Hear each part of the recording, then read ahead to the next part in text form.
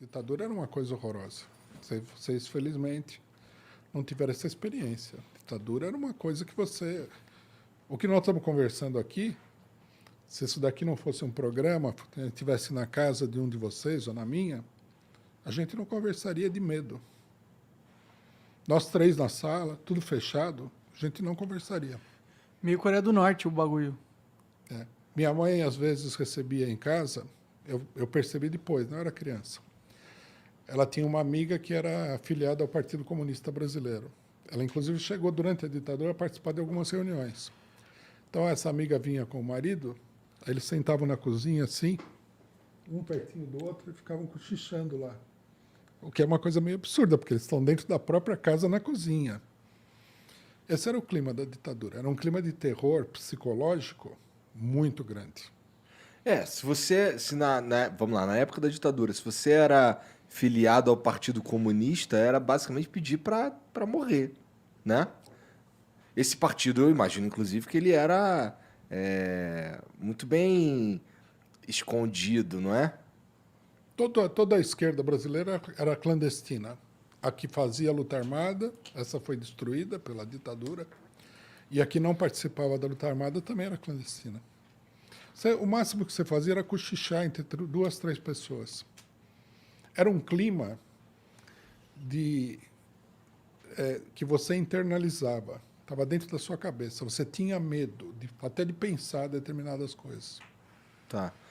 Bom, tu fala que estamos falando sobre ser comunista e tudo mais. Acho que isso daí também foi um dos motivos, né? Também mexeu contigo. Entendi. Eu detestava isso aí do fundo da alma. Isso jovem também, né? Você era jovem nessa época. Eu era jovem. Como que era, assim, o dia a dia na ditadura? Na maior parte do tempo era normal. Mas a violência na sociedade era muito grande. Por exemplo, coisas que eu me lembro, né? Eu me lembro de que tinha uma época que eu saía na rua, eu morava na casa da minha avó, eu ia ter uns 10 anos de idade, e tinha uma banca de jornal na esquina. E todo dia, se eu ia na banca, tinha notícias populares, e a manchete era assim: encontrado presunto na Vila Prudente, aqui, que era uma periferia, com 350 buracos de bala, assinado Esquadrão da Morte. Daí botava a foto do cara. Escrito assim? Tudo cheio de furo de bala, escrito assim. Eu saía... Eu não achava, não ficava espantado, né? A criança acha tudo relativamente normal. Ali onde eu morava teve vários tiroteios com a polícia. Mais uma vez eu encontrei lá a rua manchada de sangue, carro todo furado de bala, a polícia era muito violenta. E eu morava no Ipiranga, não é que eu morasse assim no fim do mundo. Ipiranga era um bairro já de classe média naquela época. E uma cena que eu me lembro particularmente, e que era uma cena muito comum, 2 coisas. Eu vi um carro da Rota parar assim no meio da rua, em pleno dia, o cidadão descer, pegar um jovem de cabelo comprido pela camisa. O cara, ele trazia essa máquina de cortar cabelo, colocou ali numa loja que estava aberta, ele nem pediu licença, ele colocou a máquina, puxou o cara e cortou o cabelo dele. Caralho, de graça. Caralho, Faziam isso o tempo todo. que loucura. Um dia eu estava jogando futebol na rua, a gente jogava futebol numa rua que tinha muito pouco trânsito ali, né? Aí veio um carro da Rota, era tudo molecada, tudo criança. Aí desceu um cara de capotão assim, chegou com o maior ar sinistro, né? Daqui essa bola. Daí ele pegou a bola, daí ele tirou um canivete, pá, abriu o canivete, enfiou na bola e o canivete dobrou, né? Aí a molecada... Por que vocês estão rindo aí? Todo mundo... O cara teve a capacidade de parar o carro, pegar a bola que a gente estava jogando na rua, não estava fazendo mal para ninguém, para furar. Finalmente ele conseguiu furar a bola. Furar a bola, jogou e falou, pode jogar agora. Dá poder pro homem, né? Você vai ver o que ele é feito, né? Isso daí, para mim, foi um monte de coisas dessas. Foi crescendo assim uma revolta que eu já estava assim a ponto de fazer uma loucura. Eu acho, inclusive, que eu fui parar na Inglaterra por causa disso. Acho que minha mãe olhou e falou: esse rapaz vai fazer uma loucura, eu vou mandar ele para a Inglaterra. Entendi. Mas você vê a culpa, assim, você pôs a culpa disso tudo da ditadura e tudo mais, no capitalismo, por quê? Não, essa é uma conclusão posterior minha. Tá. Né? Isso aí vai se desenvolver. Eu, na época, era revoltado com qualquer tipo de autoridade. Se alguém, por exemplo, da minha família falasse alguma coisa para mim, eu brigava. Eu não levava desaforo para casa. Eu era muito revoltado. Eu estava muito revoltado. Eu estava realmente a ponto... Bom, a gente brigava na rua, que é uma expressão de revolta. Você não sabe bem o que está acontecendo, você começa a ficar... A gente brigava, às vezes, por um motivo besta. E nessas brigas, ali tinha uma turma muito grande de pessoas, e vários marginais naquela região. Nas brigas aparecia, às vezes, revólver, faca, tudo. Não era uma briguinha qualquer, uma briga feia mesmo. O pessoal se machucava e tal. A polícia chegou a interditar o local, deu um toque de recolher lá, apagava as luzes. Um policial chegou lá e falou: ó, avisa todo mundo aqui, se eu encontrar mais de 2 pessoas aqui na rua, vai todo mundo preso. Aí ele teve a infelicidade de prender um amigo meu, da família Jafé. Essa família é muito rica, mas ele não era tão rico assim já. E o pai dele era tenente-coronel da aeronáutica. Putz. E era um cara da ala direitista da ditadura Entendi. do Médici. Entendi. Nossa, a hora que o pai dele soube que o filho estava na cadeia, rapaz... Ele saiu ali no Ipiranga, tem uma base da aeronáutica, ele encheu 2 jipes com PE da aeronáutica, polícia da aeronáutica, PA, né? Tu morava nessa região aí da... Eu morei a maior parte do tempo aí. Ali eu conheço um pouco. Baixou na delegacia, a hora que ele entrou, o delegado ficou branco. Ele falou: quem foi que prendeu meu filho? Imagina o cara, uniforme, Chegando Cheio com um de exército estrela. de gente. em plena ditadura, tenente-coronel. Porque a ditadura era assim, se ele decidisse pegar o cara da delegacia, levar lá para o cara apanhar na base, ele levava. A ditadura era assim. Os militares faziam qualquer negócio. O cara quase se desmanchou ali. O filho dele veio, que o rapaz me contou isso aí, né? A gente riu muito depois. Falou que o pai dele perguntou pro delegado: o que foi que ele te fez? Não, ele não fez nada, ele só falou que ele ia me colocar debaixo do chuveiro frio e me dar como é que é? Me bater com o cacetete. Aí o cara olhou e falou assim: você falou isso aí pro meu filho? Se eu pegar você agora e levar você lá debaixo do chuveiro frio e bater em você com o cacetete? O cara só faltou se ajoelhar e falar: não, pelo amor de Deus, desculpa, não sabia, papapá. Que era ó, Porra, desculpa, eu não sabia, mas, porra, Não só sabia. é desculpa, eu não sabia porque o cara era militar, caralho. Mas Não isso pode- é ditadura, Mas né? aí é Isso Foda, Mas era Então, assim isso é mesmo. escroto pra caralho. O ser humano é escroto pra caralho. Sim, você dá. Quando você pode fazer o que você quiser, se você tiver a hierarquia certa, É, cara. fudeu. Ah, fudeu. sim. As piores pessoas vão fazer muita coisa ruim. Sim. Você Muita coisa. destrava o. Tipo, tem uma parada que é interessante do Estado, na minha opinião, e foi uma parada que o Pondé falou, e que eu concordo com ele, é que o fato do Estado existir significa que alguém detém o monopólio da violência e da força. O que significa que as pessoas não podem ser tão violentas porque senão o Estado é mais forte que elas e vem e pune elas, entendeu? Então, por mais que tenha um efeito perverso na liberdade, existe um efeito legal de cercear uma liberdade escrota, tá ligado?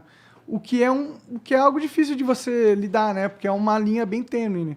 Porque você tem que ter algum controle. Mas senão a gente vai vivendo em algo parecido onde o mais forte, só o mais forte se dá bem. sim, Exato. É um sistema que não tem freio.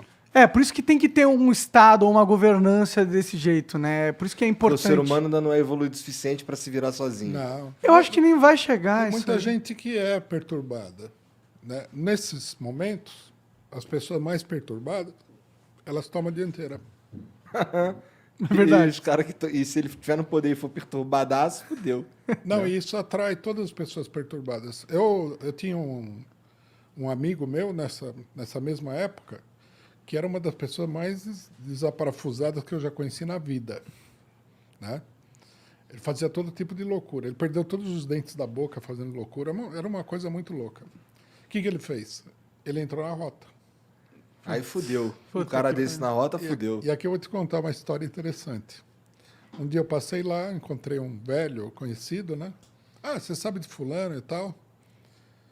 O que tem? Você ouviu falar daquele caso da Rota 66? Vocês conhecem o caso da Rota 66, que mataram os jovens no carro, metralhado? Sim, eu li sobre isso num livro, inclusive. Tem um livro de um jornalista que conta essa história. Os jovens estavam indo, daí a polícia chegou junto. Eu acho que eles não viram a polícia, aceleraram e o pessoal disparou neles. Deu maior galho isso daí, né? O general falou, olha, eu gostaria de livrar a barra de vocês, mas não dá, muito... Isso aqui é demais.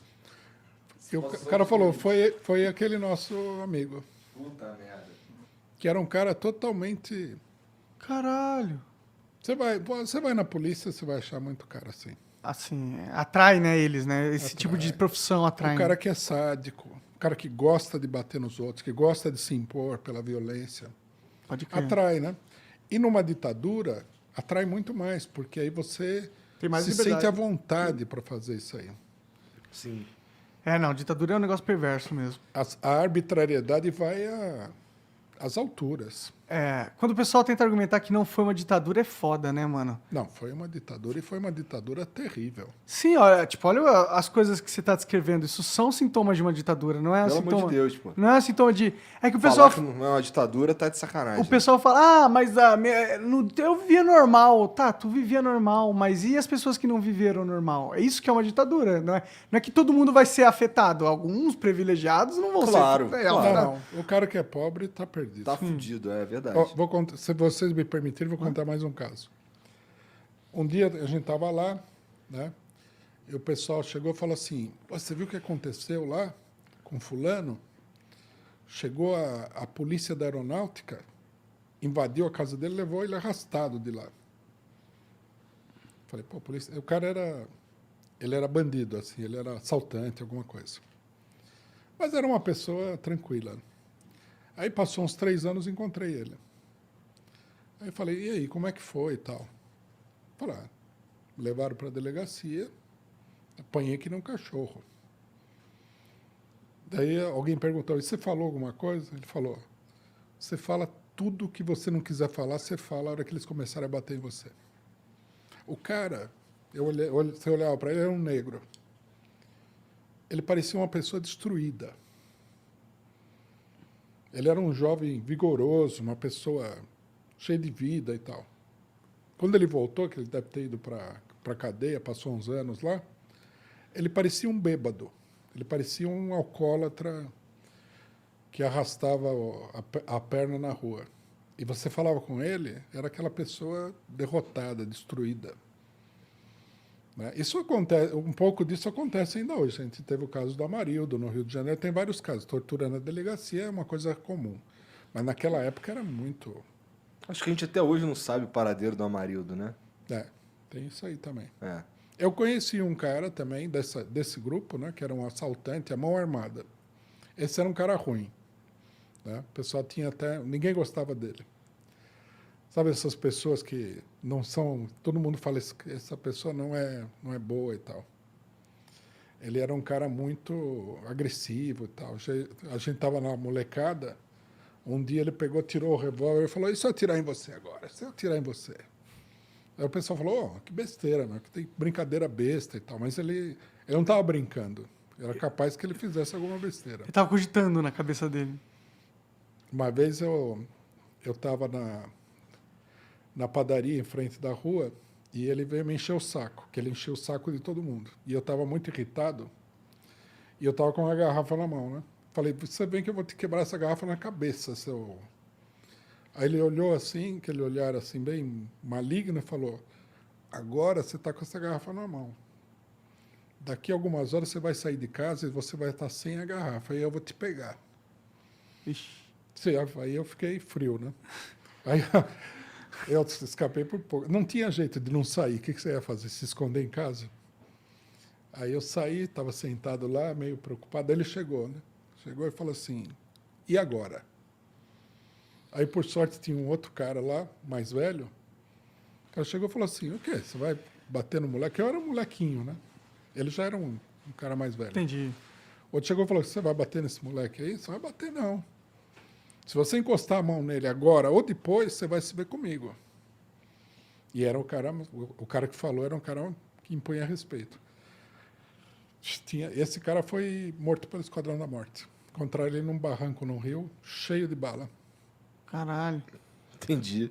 Você vê, só eu conheci um monte de gente que passou por essas situações. Você imagina. Sim. Não, tenso.